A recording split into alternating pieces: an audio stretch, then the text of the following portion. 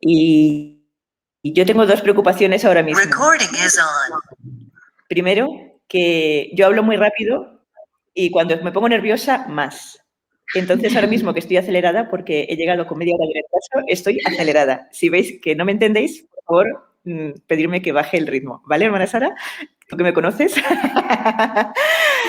Luego, la segunda cosa es que, claro, yo hablo con español de España, entonces quizás haya expresiones que no entendáis. Entonces, o simplemente que hay vocabulario que use que pueda haber algo que no entendéis, o conceptos que use que nos quedan claros, pues con toda confianza interrumpirme para preguntar, ¿vale? Bueno, o a través de la hermana Sara, si es la moderadora, no sé cómo lo hacéis otras veces, no quiero poner tampoco normas nuevas, pero sí que quiero que haya la confianza de poder preguntar. Sí, a lo mejor se puede poner en el chat para que si no quieren como micrófono. Las dos cosas se pueden hacer, la verdad. O micrófono o chat, no hay ningún problema. Vale, fenomenal. Me he quitado yo misma el micrófono. Vale. Bueno, pues la hermana Sara me pidió hablar de la vida consagrada dentro de estos encuentros que habéis tenido. Y yo me encuentro con un problema importante antes de empezar, que es un problema que nos encontramos las hermanas en todas partes realmente. Las hermanas se lo encuentran en Ecuador mucho, más, no lo sé, pero en España nos lo encontramos también y en otras partes nos lo encontramos también. Y es que cuando una chica comienza a plantearse la posibilidad de la vida consagrada, pues muchas veces te encuentras con un problema muy importante, que es que no tiene una afectividad sana. Y entonces, donde no hay unos buenos cimientos, donde no hay una buena base humana, es mucho más difícil construir el edificio espiritual, ¿no? El concepto lo entendéis, ¿no? Bueno, pues, ¿qué pasó en Playa Prieta? En el colegio de Playa Prieta, ¿no? Los cimientos estaban inundados por el agua, por la inundación que había habido, y ante el temblor no resistieron y toda la casa cayó. 4 pisos. ¡Brum! Se desmontó. Y el problema, bueno, cuando es un edificio es un problema, ¿no? Como fue en Ecuador. Quizá algunas de las que estáis por aquí, pues estuvisteis allí rescatando incluso las hermanas o estuvisteis luego ayudando a desencombrar. Ya es un problema cuando un edificio no tiene buenos cimientos. Cuando una persona no tiene unos cimientos sólidos a nivel humano, es mucho más difícil. Es mucho más difícil todo. No solamente es difícil si se plantea, no si se plantea, he utilizado una expresión equivocada. Ya es un problema si Dios la llama la vida consagrada, pero también es un problema si la llama la vida matrimonial. Una afectividad que no sea sana es un porcentaje muy alto de probabilidad de fracasar a cualquier vocación a la que yo intente acceder. Y tenéis que ser conscientes porque sanar la afectividad no es algo que se improvisa, no es algo que se hace en un par de semanas porque ya me caso o porque ya entro de candidata o de postulante, donde sea. La afectividad hay que trabajarla mucho, mucho, mucho desde ya. Y una afectividad no sana cuesta mucho sanarla, cuesta mucho sanarla. O sea, hay un trabajo muy serio que hay que hacer. ¿Entendéis el concepto de base con el que tenemos que trabajar? ¿Sí? Todas arrastramos heridas afectivas, ¿vale? O sea, aquí no hay nadie que pueda mirar por encima del hombro a los demás para decir, yo no, yo tengo una afectividad muy sana, soy una mujer muy equilibrada, muy serena, muy fuerte. Bueno, es verdad que hay personas que tienen heridas más graves, personas que tienen heridas menos graves, pero todos arrastramos nuestras heridas. Y muchas veces nos acompañan durante mucho tiempo a lo largo del camino de la vida. Pero si soy consciente de esa limitación... Perdón, es que hay una pregunta en el chat. Dice, hermana, ¿a qué te refieres con una afectividad no sana? Una persona que no tiene dominio sobre sus sentimientos, sobre sus impulsos afectivos, sobre sus pasiones, sobre el dominio de sí que cada uno tenemos que tener. A eso me refiero. Una persona que basta una palabra para derrumbarla y necesita 1.000.000 de ayudas para levantarla. Una persona que hoy está de un humor y a los 5 minutos, ni siquiera mañana, a los 5 minutos está completamente de otro. Esos son síntomas de que hay una serie de heridas afectivas, de que hay una afectividad que no es sana. ¿Entendéis ahora un poco mejor a lo que me refiero?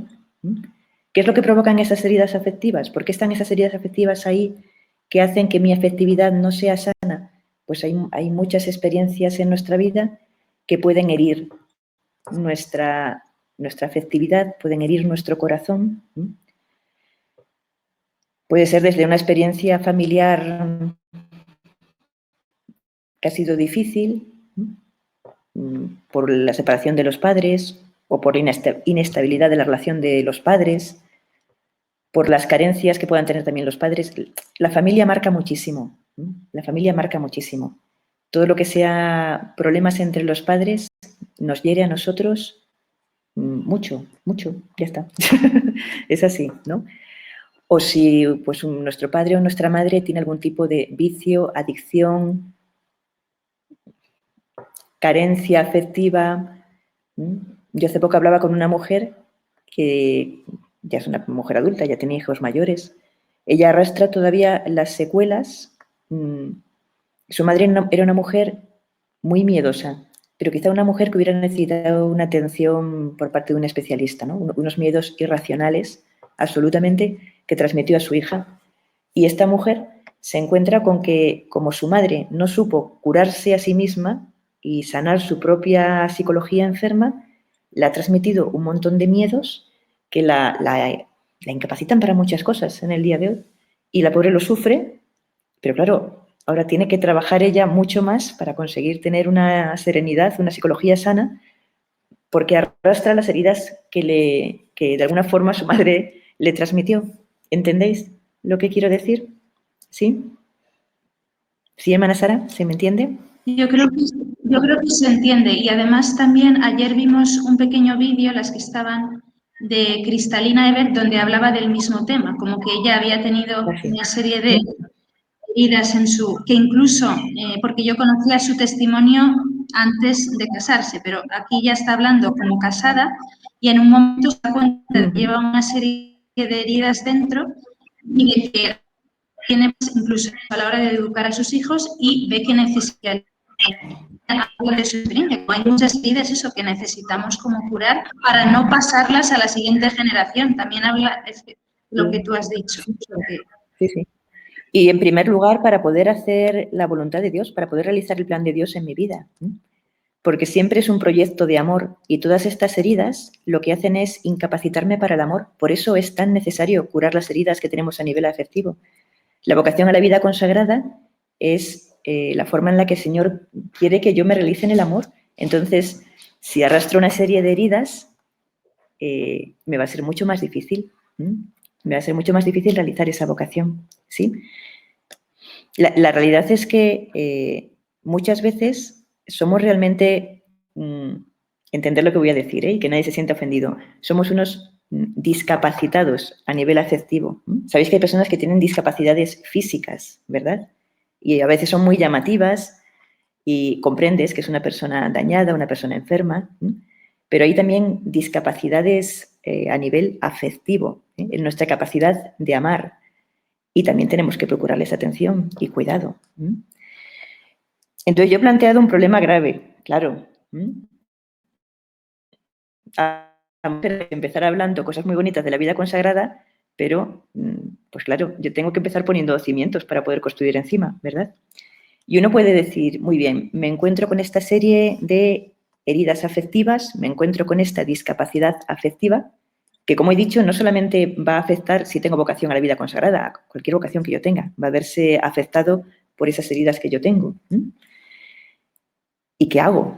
¿No? ¿Por dónde empiezo? Porque si además, pues algunas de las que estáis ahí sentadas intuís que Dios está llamando a la vida religiosa, a la vida consagrada, pero os encontráis con esta realidad, de una discapacidad afectiva, dices, ¿y por dónde empiezo? ¿Verdad? ¿Sabéis por dónde hay que empezar? Pues lo primero de todo es procurar conocer al Señor. Procurar conocer al Señor. Porque muchas veces, casi siempre, estas heridas que tenemos a nivel afectivo, a nivel psicológico, están distorsionando la imagen que tenemos de Dios. Y os voy a poner ejemplos muy concretos y lo vais a entender perfectamente. Una chica que haya tenido una relación con su padre difícil, sea porque su padre es un hombre muy violento, que enseguida explota, bien porque su carácter es iracundo y no domina la ira, o porque tiene una serie de adicciones que también le hacen que pierda el control sobre sí mismo. Bien porque sea un hombre muy violento, o al revés, porque es un hombre muy débil. Un hombre muy débil y tú has experimentado que no has sido capaz de defenderte nunca. Que has tenido que luchar tú sola y salir adelante tú sola. Esa experiencia de la paternidad que tú has tenido con tu propio padre, muchas veces de una forma inconsciente la reflejamos en Dios. Y llegamos a no conocer a Dios como Padre. Si yo no conozco a Dios como Padre, tampoco me conocería a mí en la verdad. ¿Cuál es mi verdad? ¿Qué es lo que a mí me define? Lo primero de todo es ser hija de Dios. Pero si yo no tengo una experiencia correcta de la paternidad, pues voy a tener que trabajar mucho esas heridas que ha dejado esa mala paternidad que he experimentado para poder descubrir la paternidad de Dios, el amor de Dios como Padre. ¿Entendéis el ejemplo? ¿Entendéis el proceso? ¿Sí? ¿Sí? Pasa también cuando en vuestra casa ha habido problemas entre vuestros padres, puede que la imagen del esposo, la imagen de Dios como esposo, esté también dañada, distorsionada por lo que habéis vivido en casa. Obviamente eso también va a afectar a una joven que se plantea una vocación religiosa en la que Dios te llama a una relación esponsal con Él. ¿Entendéis por qué es tan necesario empezar por el principio y comenzar curando heridas afectivas y trabajando para tener una psicología sana, una afectividad sana? O sea, yo ya me voy orientando a nuestro tema, que es la vida consagrada, pero como veis, es que para cualquier vocación es necesario tener unos cimientos sólidos en una afectividad sana. Imagino que seguís preguntando, muy bien, todo eso que dice la hermana, yo me reconozco en esto, yo en esto, a mí no me ha pasado esto, pero me ha pasado esto otro, ¿no? Imagino que vais procesando a medida que yo voy hablando, ¿y ahora qué hago? ¿No? Muy bien, yo he dicho la primera cosa, procurar conocer al Señor. Tener muy sana, muy, muy fuerte.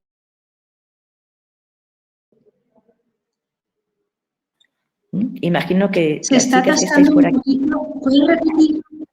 ¿Puedes repetir lo Sí, último? Porque se ha como entrecortado. Gracias. sí, claro que sí. No, avísame cuando no se oiga bien. Yo he dicho que lo primero es conocer al Señor, tener una vida espiritual fuerte, seria, profunda. Junto a esto, importantísimo, imprescindible, tener una buena dirección espiritual. Imagino que las que estáis por aquí, todas o casi todas, tenéis guía espiritual. Y si no la tenéis, debéis tenerla. No es algo superfluo, no es algo que puedo escoger si tengo o no tengo. Es una necesidad. Y más cuando una se reconoce con una serie también de carencias, ¿no? Y en ese sentido, dejaros ayudar. O sea, no tengáis miedo de comentar en la dirección espiritual las cosas que os han herido, precisamente para que vuestro guía espiritual, sea un sacerdote, sea una hermana, pueda daros buenos consejos, buenas indicaciones sobre cómo curar esas heridas y luego obedecer, porque sirve poco contarle a la hermana muchísimas cosas y que luego ella os dé unas indicaciones que no hacéis ni caso. ¿Entendéis? Eso es muy importante, porque las heridas afectivas se pueden curar. O sea, no quiero que nadie ahora mismo se ponga a runrunear y a decir, pues como a mí me pasó esto y como a mí me pasó esto otro y como yo tuve esta experiencia, ya no puedo tener vocación, ya no puedo hacer... No. O sea, Dios es poderoso, ¿eh? Levantó muertos de sus tumbas y curó ciegos y leprosos y lo sigue haciendo. Igual que tiene capacidad para curar los cuerpos, tiene capacidad para curar las almas. Pero tenéis que tener el valor de poneros en pie y pedir la curación. Claro. Porque si os dejáis caer al suelo y os abandonáis, y pues donde me lleve la vida, dando tumbos para aquí y para allá, arruinaréis vuestra vida y arruinaréis el plan que Dios tiene para vosotras. Y eso es una tragedia tremenda. Eso es una tragedia tremenda. Tenéis el ejemplo de la hermana Claire. La hermana Claire no nació en un país fácil, para nada.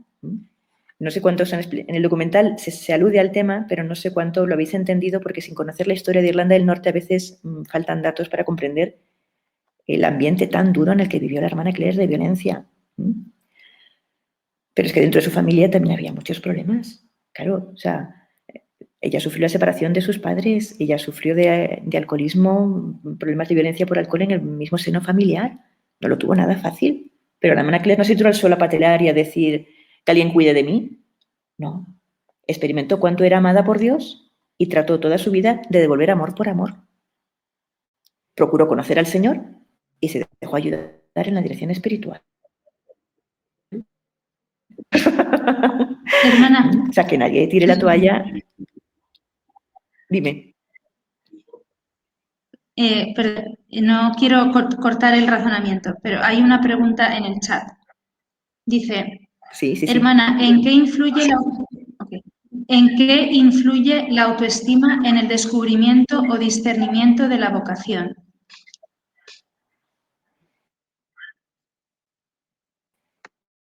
La imagen de vos, o sea, la autoestima, a veces hay palabras peligrosas, hay palabras que a mí no me gustan, porque han sido de alguna forma capturadas, secuestradas por ciertas ideologías y les dan un significado que a veces no es el correcto.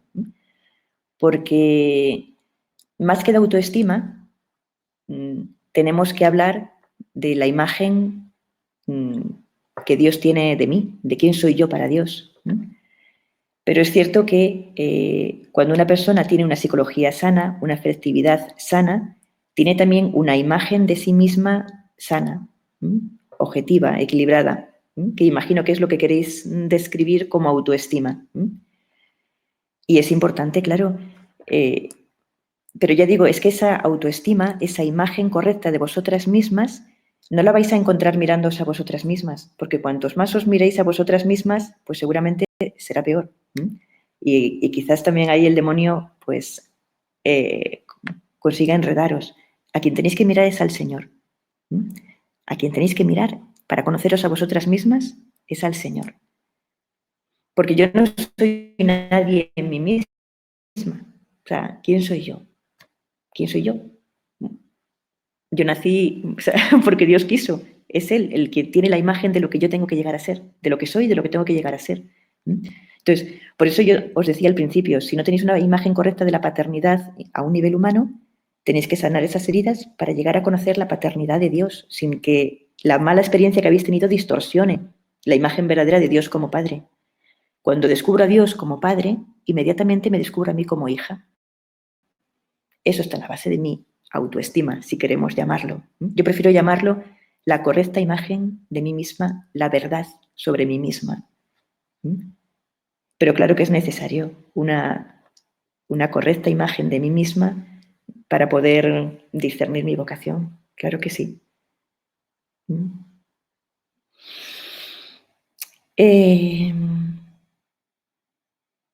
¿Qué más tengo yo por aquí? Uy, estoy mirando el reloj y me estoy poniendo nerviosa. ¿Cómo me educo yo en la afectividad? Hermana, ¿Verdad? Hermana, no te preocupes. Vamos a ir a cosas concretas. Dime. Que digo que no te preocupes por el tiempo. O sea, si alguna ya pues sale, no pasa nada. Pero podemos alargarnos un poquito más si es necesario, como lo dejamos grabado. Y si tú puedes, claro. A las 7 nos tenemos que cambiar para ir a misa. Ah, vale. Estamos en España. 7 menos 10 de la tarde. Vale, ok. Sí, o sea, a las 7, 7 y 5 tendría yo que... Pero bueno, damos algunas ideas y luego de todas formas tenéis unas hermanas maravillosas en Ecuador. Yo no sé qué hacen buscando ayuda en España porque vamos, os hemos mandado lo mejor que teníamos, o sea, que de verdad.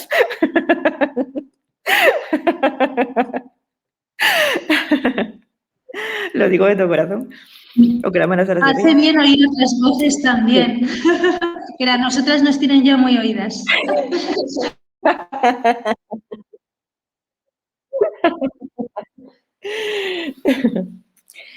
¿Cómo nos educamos en la afectividad? Pues mirar, hay una virtud que es fundamental para educarnos en la afectividad y es la castidad. Y aquí hay que corregir muchos errores porque muchas veces, como las religiosas, hacemos voto de castidad, ¿verdad? Voto de pobreza, castidad y obediencia. Hay mucha gente que se piensa que la castidad es una virtud para curas y monjas. Punto. Ya está, ¿no? Si yo no soy monja, ni quiero serlo, la castidad no es para mí. Pues no, error. O sea, si todos somos cristianos, todos tenemos que educarnos en todas las virtudes. Lo que pasa es que tenemos que educarnos en las virtudes según nuestro propio estado. Entonces, la castidad no se vive de la misma manera cuando uno está casado que cuando uno se consagra a Dios, que cuando uno es soltero, tiene novio, se prepara para el matrimonio. La castidad se vive según el propio estado. Pero castidad no es lo mismo que continencia, ¿vale? No es lo mismo que renunciar a la dimensión sexual de la persona, que eso es lo que hacemos los religiosos cuando nos consagramos al Señor.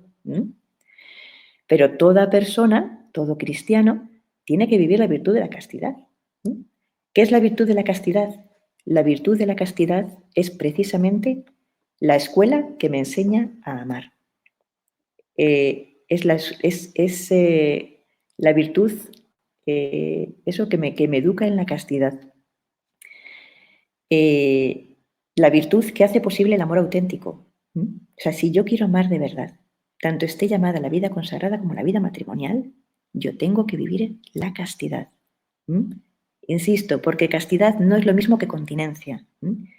La castidad es la virtud que me enseña a ordenar mis sentimientos, a ordenar mis pasiones, a ordenar mis impulsos, a ordenar mis instintos, para ponerlos al servicio del amor auténtico. Para poder donarme, porque el amor, decía Santa Edith Stein, es donación. La esencia del amor es donación, decía ella. La esencia del amor es la donación. Para yo poder donarme, tengo primero que poseerme. Yo no puedo dar nada que no sea mío, ¿no? Y si este ordenador que estoy usando no es mío, no os lo puedo regalar. En el amor pasa lo mismo. Si el amor es la donación de mí mismo a otra persona, buscando su bien, buscando su felicidad, si yo no me domino a mí misma, si yo no tengo posesión de mí, de mi propio ser, no podré donarme, no podré entregarme. Fracasaré en el amor porque no me he educado en la castidad. ¿Entendéis? ¿Sí? Yo recuerdo una situación que a mí me impresionó mucho. Y cuando hablo con jóvenes que se preparan al matrimonio, lo saco siempre, porque a mí me impresionó mucho. Hace unos años yo dirigía a una chica, de la que fui testigo de su conversión, porque tenía una vida muy desordenada. Cuando yo la conocí vivía con su novio, con su no sé cuántos ya novio con el que convivía. O sea, era una chica que venía de una vida muy desordenada. El Señor la tocó el corazón y tuvo una conversión preciosa, preciosa, preciosa. Fue de esas historias preciosas que el Señor te permite ser testigo de cómo reconstruye la vida de una joven y de una situación de estar en un abismo de pecado, hace de ella una mujer plena y feliz. Más de una de las historias más bonitas de mi vida. Y esta chica pues empezó a vivir en castidad con su novio, que también tuvo una conversión muy importante, muy impresionante también, y se prepararon para el matrimonio viviendo en castidad. Fue una cosa muy bonita acompañarles en todo ese momento. Se casaron, yo estuve en su boda, se fueron de viaje de novios Y el mismo día que volvía del viaje de novios, antes de deshacer la maleta, vino a buscarme ella. Vino a buscarme, que yo me asusté porque dije, ¿qué ha pasado, por Dios? Hace una semana que se casaron. Vino a buscarme a mí preocupada porque me decía, hermana, tal cual, o sea, sin introducción, sin... Porque yo preguntaba, ¿qué tal el viaje? Tal, nada, no, nada. Tengo una pregunta. Dime, ¿qué es lo que yo puedo hacer y qué es lo que no puedo hacer con mi esposo en la cama? Y yo le dije, el pudor no te guía, la castidad no te guía para saber, porque no es que uno se case y todo vale. Imagino que eso en los encuentros que habéis tenido sobre la vida matrimonial os lo han explicado. No todo vale tampoco en la vida matrimonial, en materia de sexo. O sea, somos cristianos también en la dimensión sexual, no todo vale. Y yo recuerdo que le pregunté eso, pero el pudor no te guía y la virtud de la castidad no te guía para saber lo que puedes hacer y lo que no. Y ella me dijo, pisotee tanto el pudor y la castidad que no lo sé, no lo sé, hermano, no lo sé. Y a mí me pareció una auténtica tragedia, por eso insisto tanto en el tema de sanar la afectividad y vivir una auténtica vida de castidad como garantía para cualquier vocación a la que el Señor os llame, sea la vida matrimonial o sea la vida religiosa. No podéis, es que incluso aunque no estéis llamadas a la vida religiosa, tenéis que educaros en la castidad. Esa es la garantía del éxito de vuestro matrimonio, porque la castidad nos educa para el amor. La castidad nos educa para el amor. Yo aquí dejo un tema abierto para que luego también las hermanas puedan hablar. Quiero dar en los últimos minutos que tengo algunas ideas sobre la vida consagrada, que al final era para lo que me habíais llamado y todavía no he hablado de ello, ¿vale? Quiero daros algunas ideas que puedan serviros. Porque, ¿qué es la vida consagrada? Y qué es una mujer consagrada, ¿no? Una mujer consagrada, la vida de una mujer consagrada se define por la relación que tiene con Dios, por la relación que tiene con Dios. Yo recuerdo que cuando yo era una joven del hogar de la Madre de la Juventud, que por supuesto no quería tener vocación ni nada por el estilo, como suele pasar, pero el tema de la vocación a mí había algo en mi interior que me hacía una y otra vez volver a pensar en el tema. Y yo no lo comprendía, porque yo decía, pero si es que no me gusta esa vida y no la quiero para mí. Y tengo mis planes y mis proyectos, yo tenía toda mi vida planeada. Yo soy una persona muy organizadita, muy responsable y muy cabalita, y yo tenía ya toda mi vida, o sea, con 16 años, o sea, no solamente sabía la carrera que quería estudiar, sino sabía los cursos de verano que iba a hacer en la Universidad Menéndez Pelayo, o sea, tenía toda mi vida ya ordenada y organizada. Ningún interés por ser religiosa, por supuesto, ¿no? Y sin embargo había algo que a mí me atraía.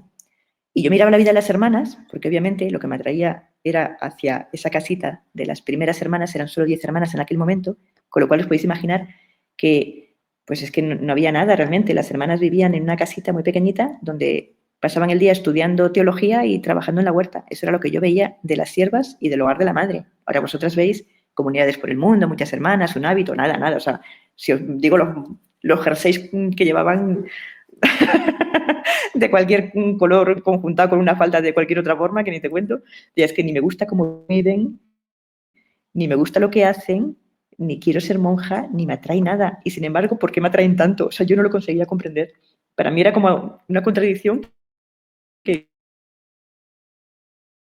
Y recuerdo un día que fuimos a pasar el día con las hermanas en Zurita, porque en aquel momento ni siquiera había demasiadas convivencias, ¿eh? O sea, no te creas que vosotras vivís ahora otra etapa del hogar de la madre. Pero ese día pasamos el día con las hermanas y después de comer, las chicas nos fuimos al jardín, pues como hacen las chicas, ¿no? A hablar y a reír y a decir tonterías. Y de pronto una de las chicas, muy responsable y muy buena, la hermana Blanca ahora, dijo, chicas, que no hemos hecho la oración. Vamos a aprovechar a hacerla ahora, no sea que luego esta tarde no nos dé tiempo. Y nos metimos en la capilla, sigilosamente, porque la casa estaba en silencio.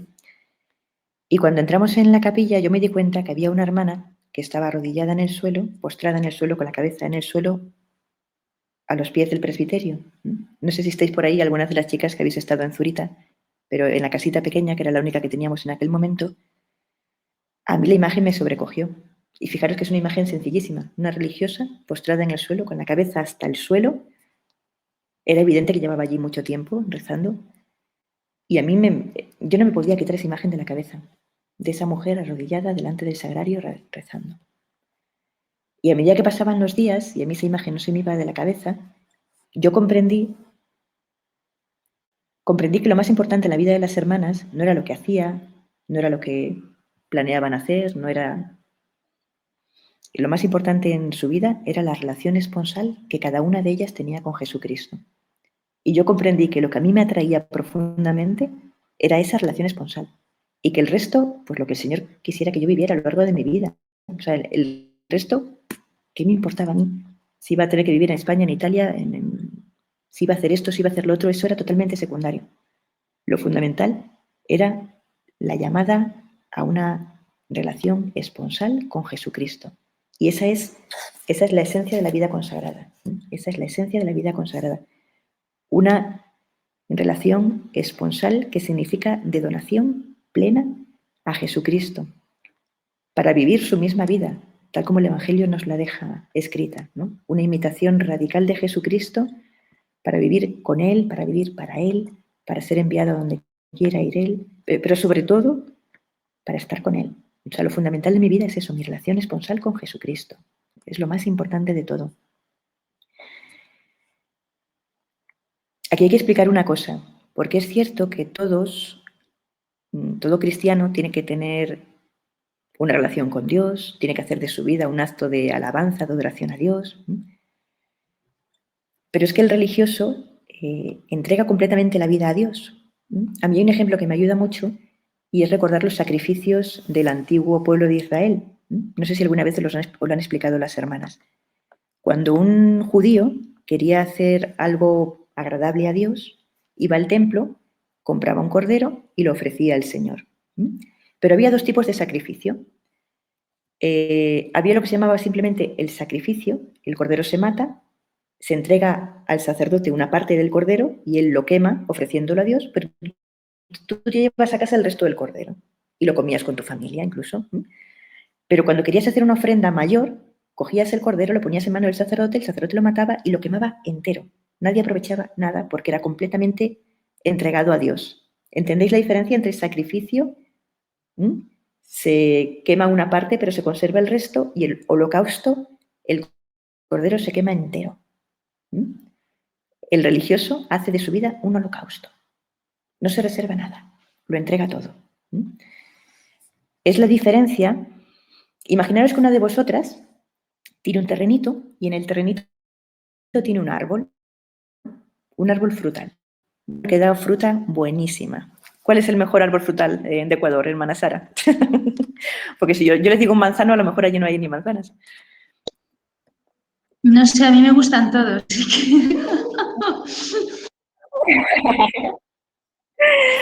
Pues vamos a poner un manzano, ¿vale? Que es un árbol muy típico en España. En todas partes hay un manzano. Yo puedo ser una chica del hogar muy buena, que tiene un manzano en su terreno, y cada vez que el árbol da manzanas, yo cojo una... Aquí un mango, venga, pues tenemos un árbol de mango, ¿vale? Y cada vez que el árbol de mango da fruto, yo como soy una chica del hogar muy buena y muy entregada y quiero mucho a las hermanas, cojo unos cuantos mangos, los pongo en un cestito y se los regalo a las hermanas para que ellas hagan con ellas lo que quieran. Si se lo quieren comer ellas, que se lo coman ellas. Si se lo quieren entregar a los pobres, que lo entreguen. Y cada año, con la cosecha de mango, yo, bueno, reservo los mangos que necesito para mi familia, pero el resto se los regalo a las hermanas. Y si hay una necesidad especial, porque ha habido un terremoto, ha habido una situación difícil, tal, y necesitan todos los mangos, oye, hay años que se los entrego todos. Si los necesitan, se los doy. Pero me quedo con el árbol. La propiedad sigue siendo mía. Porque si el año que viene, bueno, pues si yo necesito mangos, yo cojo unos poquitos. ¿Qué diferencia tan radical entre la chica que regala unos cuantos mangos de su arbolito de mangos a la chica que coge el árbol y se lo regala a las hermanas? Hay una diferencia, ¿no? Bien grande. Incluso aunque tú seas una chica muy generosa y todos los años le regales todos los mangos a las hermanas, hay un paso mucho más grande que es cuando regalas el árbol, ¿no? ¿Entendéis la diferencia? ¿Sí?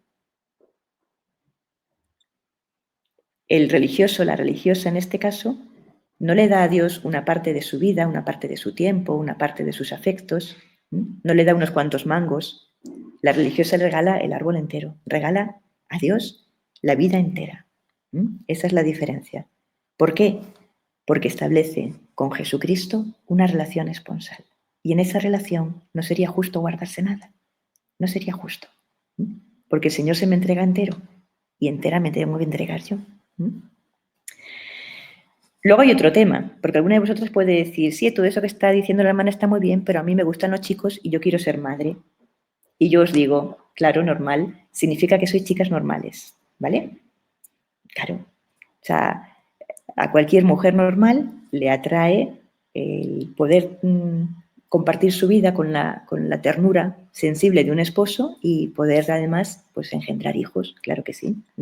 Eso no, quien se sienta llamada a una relación esponsal y a la maternidad no significa que no tiene vocación. Tampoco significa que desprecia el don que eso es, que el amor humano es, al revés. Perfectamente consciente del gran don que es el amor humano y que es la maternidad, perfectamente consciente de lo que es, se lo regalo a Dios. Porque Él es el amor de mi vida. Y merece ser sumamente amado. Merece que le entregue el árbol entero. Lo merece. ¿Entendéis? Yo tenía que apuntar una cosita más y os la digo rápidamente antes de que me llamen para irnos.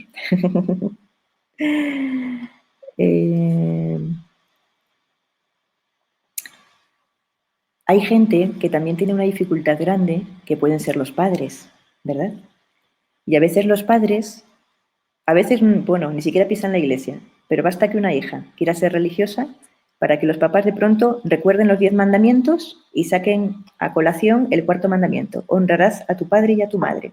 Si yo no te dejo, no te doy mi permiso, tú me tienes que obedecer y te quedas en casita, mi niña. Mamita se queda en casita, porque yo, que soy muy buen cristiano, me he acordado que existe el 4.º mandamiento, que significa que me tienes que obedecer. Bueno, pues queridas chicas, honra padre y madre quien obedece a Dios, ¿vale? Porque por delante del 4.º mandamiento, el mandamiento 4.º es el 4.º, ¿no? 4.º, 1, 2, 3 y 4. Pero el primero, ¿cuál es? Amarás a Dios sobre todas las cosas. Si mi padre o mi madre me recuerdan que hay un 4.º mandamiento que me pide honrar padre y madre, tendré que recordarles que existe un primero, por encima de todos.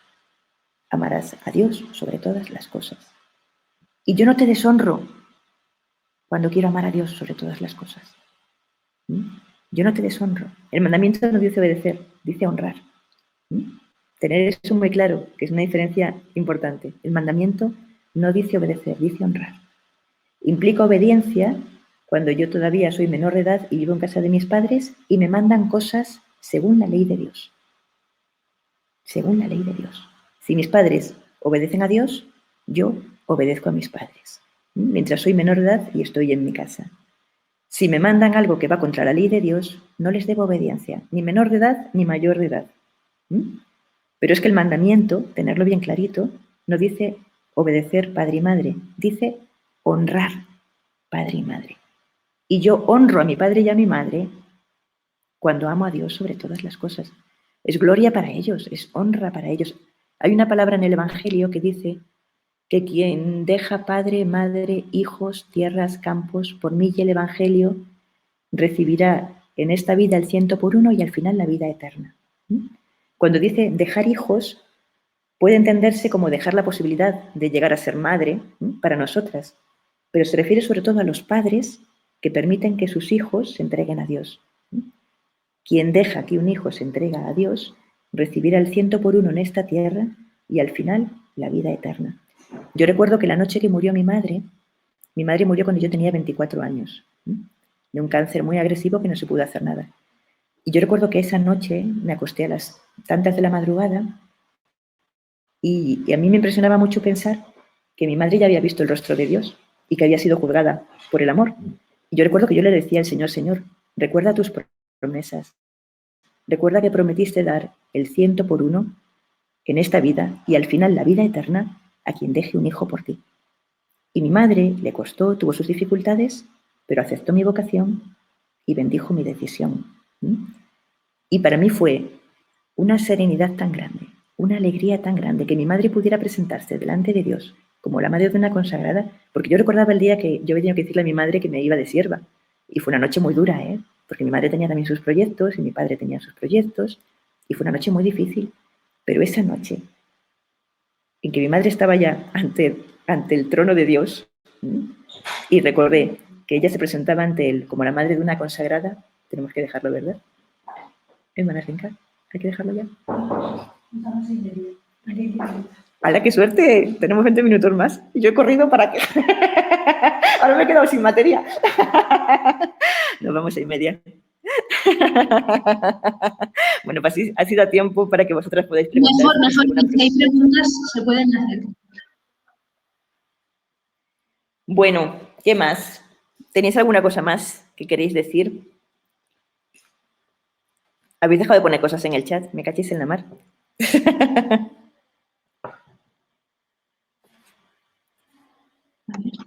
No, en el chat no hay nada ahora.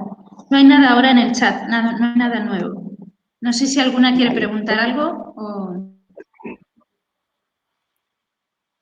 Si no saco más ideas. Dice Lady, termine la historia. Lady dice, termine la historia. Lo de mi madre. Esa es la historia. Para mí fue una alegría enorme esa noche, dentro del dolor, porque cuando murió mi madre, mi hermana pequeña tenía 14 años, mi padre tenía ya una cierta edad, estaba enfermo, las circunstancias eran difíciles. Entonces, al margen de que mi madre había muerto, que supone un desgarrón muy grande. Pero a mí me daba mucha serenidad saber que ella se había presentado delante de Dios como la madre de una consagrada. Y yo decía, fíjate, si yo no hubiera respondido a mi vocación, la hubiera privado a ella del premio que Dios da a quien deja hijos por él, quien deja padre, madre, hermanos, hijos, campos, por mí y el Evangelio.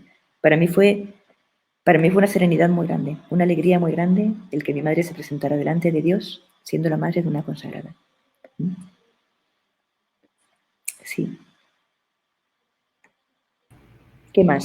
Ana, yo tengo una pregunta. A ver, cuéntame, Carola. Mucho tiempo has estado callada tú. Estaba dudando de si estabas. Digo, no debe estar Carolina porque está calladísima. Vale. Yo casi no hablo. Hermana, usted antes nos ha dicho, bueno, nos ha dicho lo de la chica que le dijo que como que había pisoteado tanto la castidad que ya no lo veía. Entonces yo estaba pensando todo este tiempo como si cuando has pisoteado, por ejemplo, tanto la castidad o algunos jóvenes que dicen como que ya no sé amar, como no lo sé realmente cómo amar, como si en algún momento puedes volver a amar totalmente y realmente, o puedes volver a, ¿sabe? Como tener, no sé, vivir la castidad como en su plenitud. Esa es mi pregunta. La respuesta es sí. La respuesta es sí. Porque, ¿veis la imagen que tengo detrás mío? ¿Visteis las charlas de Semana Santa cuando habló la hermana Svenka? Ella quiso tener esta imagen de Jesús en la película de la Pasión con su madre, la veis bien, ¿verdad? Y Jesús en ese momento a su madre le dice, madre, mira que hago nuevas todas las cosas. O sea, realmente el Señor tiene poder para restaurar nuestras heridas afectivas, nuestra psicología herida. Tenemos el ejemplo de los santos, y muchas otras personas que sin llegar a ser santos, mira a la hermana Ruth María. La hermana Ruth María es una prueba auténtica de que Dios es capaz de reconstruir cualquier alma, cualquier persona, cualquier situación. Pero hay que querer, ¿sabes? Hay que estar dispuesta a pagar lo que me toca para restaurarme. Porque es que es muy fácil buscar excusas y es muy fácil victimizarse. Cuando uno tiene heridas es muy fácil, pues eso, bajar los brazos, tirarse al suelo y llorar. Porque tu misma debilidad espiritual y psicológica te empuja hacia ello. Y esa es la tentación que uno tiene que resistir toda la vida. Junto con las dos claves que os he dado, el procurar conocer al Señor y una buena dirección espiritual. Y luchar, sabiendo que Dios tiene el poder. Es que lo tiene de verdad, lo tiene.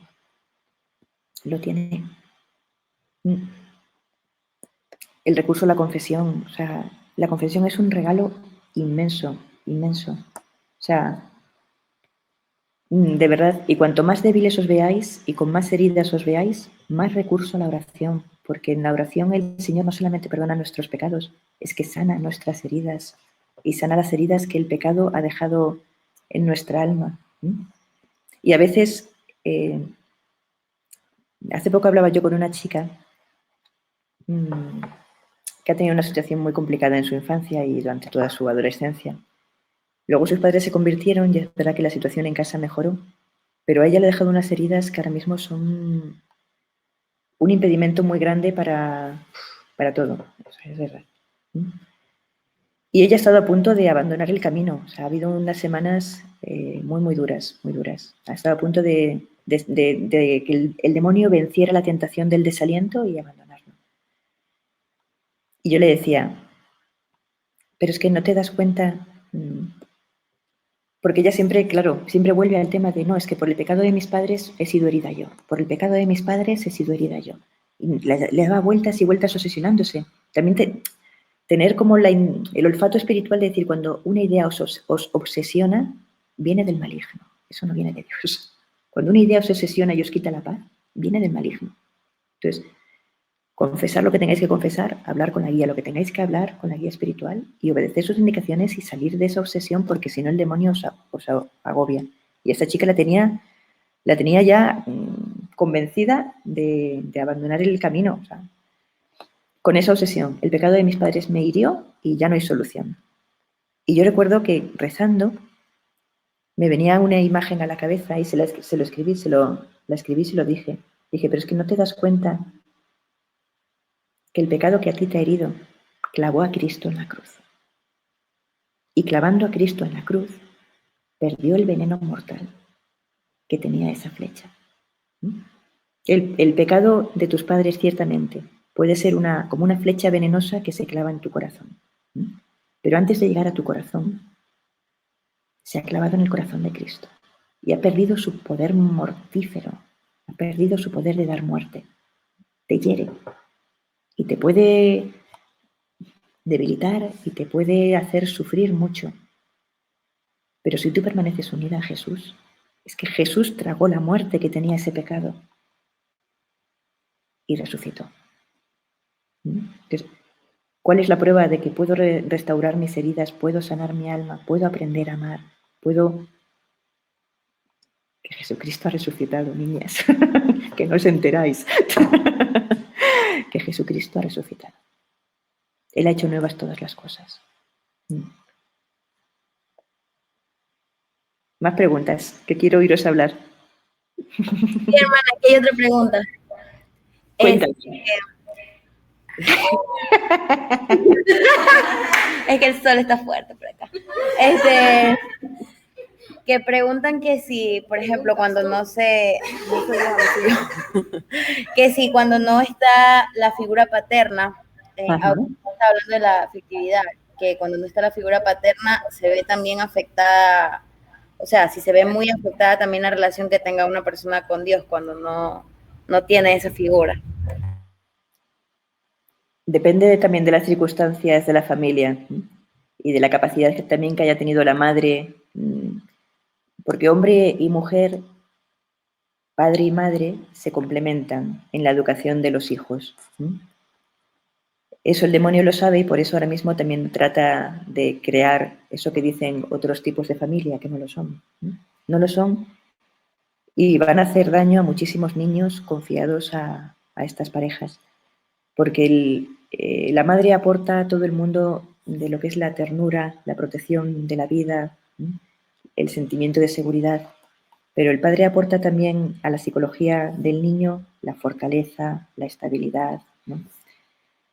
Hay mucho, dependerá también de cómo ha sabido la madre, que educa sola, por las circunstancias que sean, a ese hijo.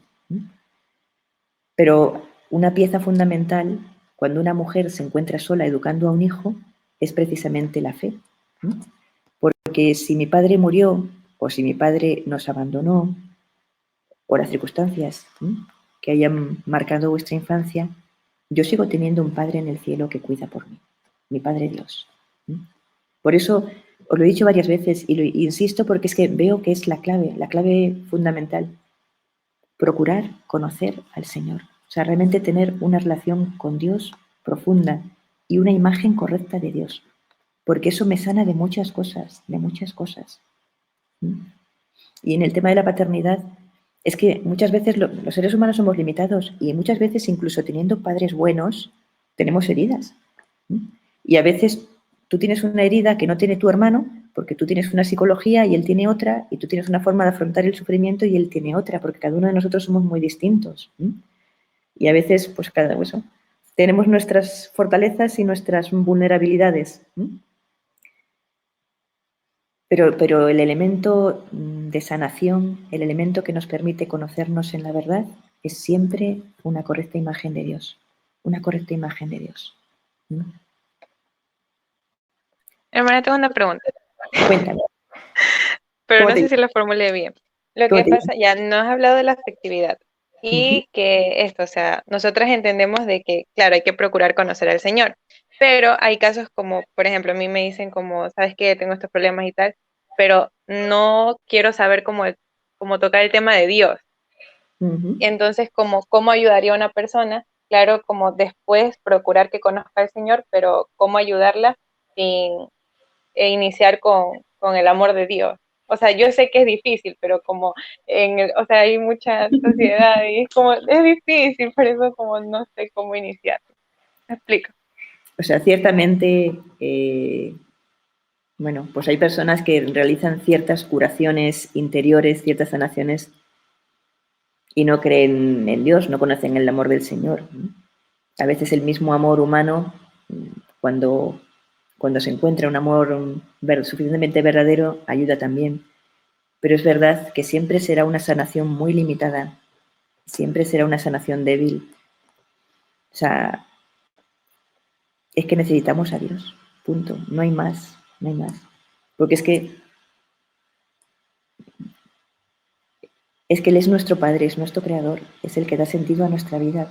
No, es que no es un tema que puedo escoger o puedo posponer o puedo... Yo creo que para una sanación completa y verdadera necesitamos a Dios. Entonces, la ayuda que tienes que hacer es precisamente esa, que quieran conocer al Señor. Es que si no, siempre será una ayuda muy escasa, muy limitada. ¿Tú qué puedes hacer para curar a una persona? Por mucho que tú quieras ser muy buena amiga suya y que en ti vea pues eso, alguien que te quiere de verdad, alguien que se entrega por ti, pero tú no eres más que un ser humano que también le va a fallar en algún momento. Y a veces no queriendo, sino por tu propia limitación. Simplemente porque estás estudiando y estás en clase en el momento preciso en que ella te necesita y no puedes acudir. Y no es mala voluntad tuya, es que tienes una responsabilidad. Tú eres una persona limitada. Tú no puedes llegar más que hasta donde puedes llegar. Es el Señor el que tiene que entrar en la vida de las personas para sanar. Sí, yo creo que es el Señor.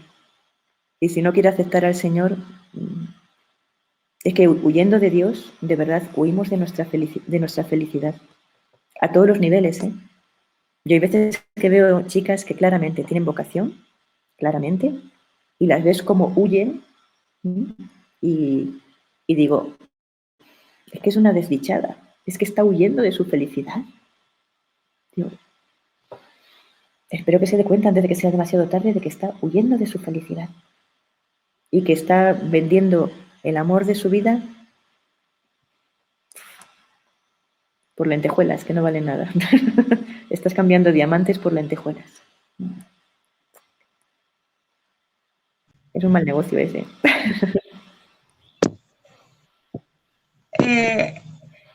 Sí, por ejemplo, usted decía que huyen de la felicidad, pero muchas veces puede ser por temor o por esas cosas que no sanan. Entonces están acostumbrados a esa manera de vivir, de estar en infelicidad, que tienen como miedo de la felicidad que les pueda traer algo. Entonces, ¿cómo uno podría dejar ese miedo atrás?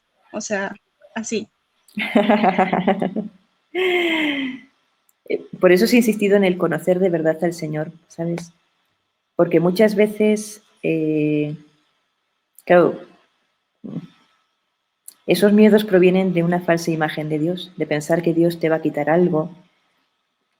Vienen también de muchos apegos que tenemos. Claro, Pero ahí por eso digo que una buena vida espiritual, una buena dirección espiritual, pone en orden muchas cosas. Y no son tus fuerzas, no es a base de puños, es la gracia de Dios la que te va a dar la fuerza para quitarte los miedos. Pero tú tienes que hacer un trabajo previo, claro. Tú tienes que disponer el corazón a través de esa vida de oración y de la dirección espiritual para que el Señor te pueda luego conceder las gracias. Pero el Señor concede la gracia, El Señor concede la gracia. Basta un poquito de buena voluntad para que el Señor haga milagros en nuestra vida. Sí. Y a veces también hay que aprender a dar pasos a pesar del miedo. Sí, porque hay chicas que piden que se me quite el miedo. Bueno, pues es que a lo mejor tu cruz y tu manera de demostrar el amor es caminar a pesar del miedo. Ya está. Caminar a pesar del miedo. Es que si Jesús lo quiere, ya está. Esa es mi seguridad. Y luego, pues eso, pues tendré que ofrecer el miedo, que a lo mejor no se va mañana, ni pasado, ni al otro, y me acompaña toda la vida. Con miedo o sin miedo tenemos que seguir al Señor. Es que nos jugamos la felicidad en ello, Nos jugamos la felicidad aquí y allí y la felicidad de otros, porque de nuestra respuesta también depende que otras personas puedan conocer al Señor.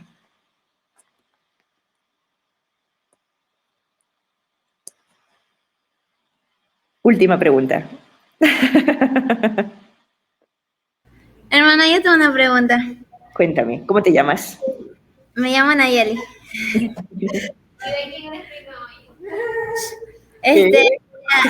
Contigo.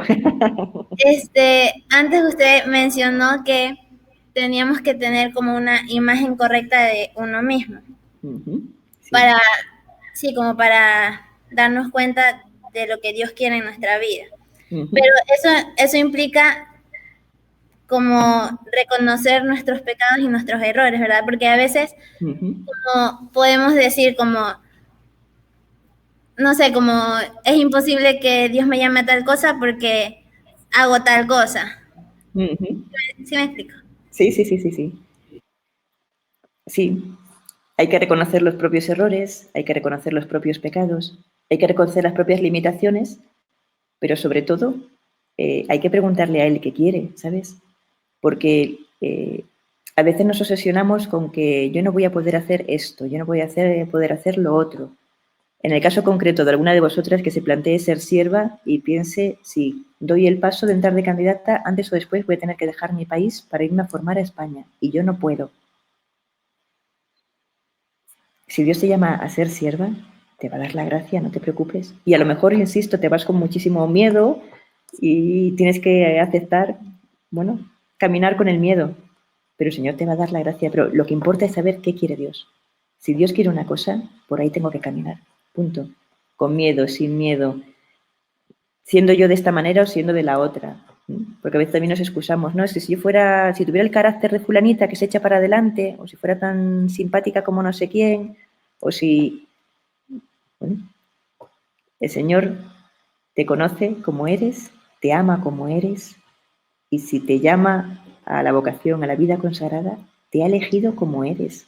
Si es que para Él no hay sorpresas, ¿sabes? A veces la sorpresa nos la llevamos nosotras, que tenemos una imagen también idealizada, porque a veces también fantaseamos mucho con nuestra propia imagen de nosotras mismas, nos creamos una falsa imagen de nosotras mismas. Pero todo eso se sana en una relación correcta con el Señor. Y es que, mira, cuando yo vi mi vocación, pues lo primero que hice fue decirle al Señor que no, ¿vale? Y me rebelé mucho. Mucho. No os podéis imaginar, yo lo miro para atrás y todavía se me saltan las lágrimas. O sea, yo lo recuerdo como el día más triste de mi vida. El día en que me rebelé al Señor y le dije que no, punto. O sea, no, era no. Y si hacía falta, no volví a pisar una iglesia, no volví a ver a las hermanas, no volví a ver al Padre Rafael y nada, nada. Y el Señor me dio, creo que fueron 2 horas de pataleta. Al cabo de 2 horas me llama mi mejor amiga y me dice, Bea, ¿te vienes a misa conmigo? Digo, ¿a misa? Están tocando la campana. Voy a dejar la historia a medias. ¡Ja!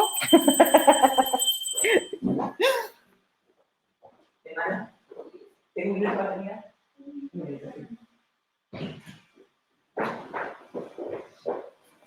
Tengo un minuto para terminar la historia. Pues, bueno, gracias a Dios el Señor me concedió una gracia. Como mi amiga me pidió ir a misa con ella, para hacerle el favor, fui a misa. Y allí el Señor me concedió la gracia de comprender la tontería que estaba haciendo.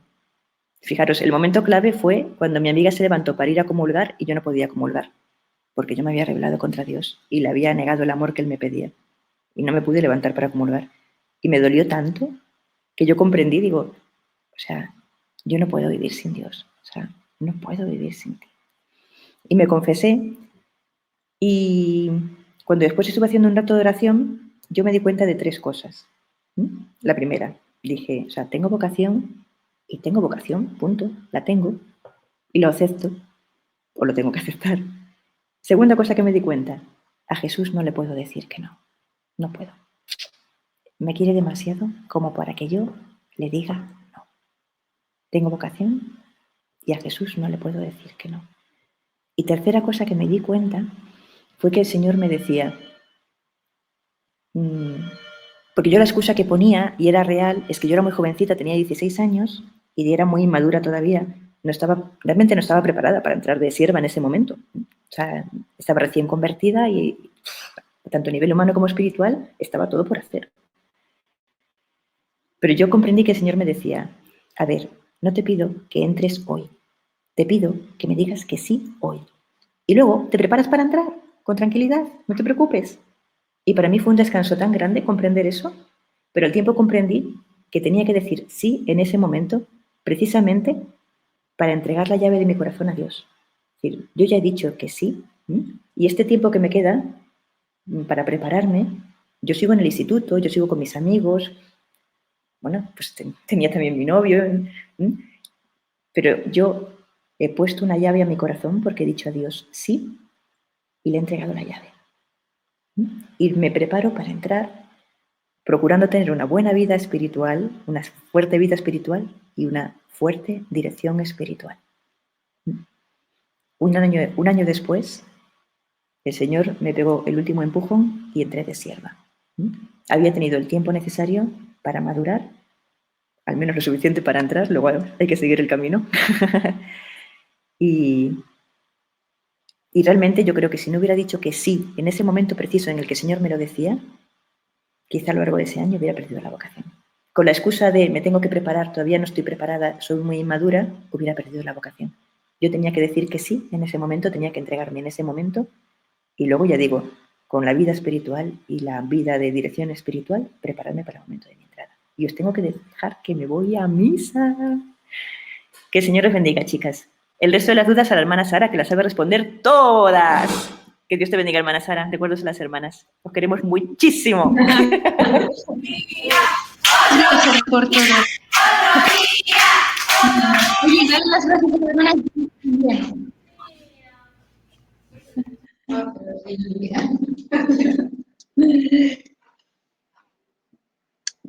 Bueno, a ver, ya es tarde para todas, entonces lo vamos a dejar aquí y como decía la hermana Beatriz, si hay dudas, cada una que lo pregunte a las hermanas que tiene más cerca. Aquí las de Chone, como siempre, las que nos conectamos a las 5 de la tarde. Y vamos a terminar con un Ave María, en el nombre del Padre, del Hijo y del Espíritu Santo. Amén. Dios te salve María, llena eres de gracia, el Señor es contigo. Bendita eres entre todas las mujeres y bendito es el fruto de tu vientre, Jesús. Santa María, Madre de Dios, ruega por nosotros pecadores, ahora y en la hora de nuestra muerte. Gloria al Padre, al Hijo y al Espíritu Santo. Como era en el principio, ahora y siempre, por los siglos de los siglos. Verdaderamente ha resucitado el Señor. Aleluya. En el nombre del Padre, del Hijo y del Espíritu Santo. Amén. Muy bien. Pues hasta mañana si Dios quiere.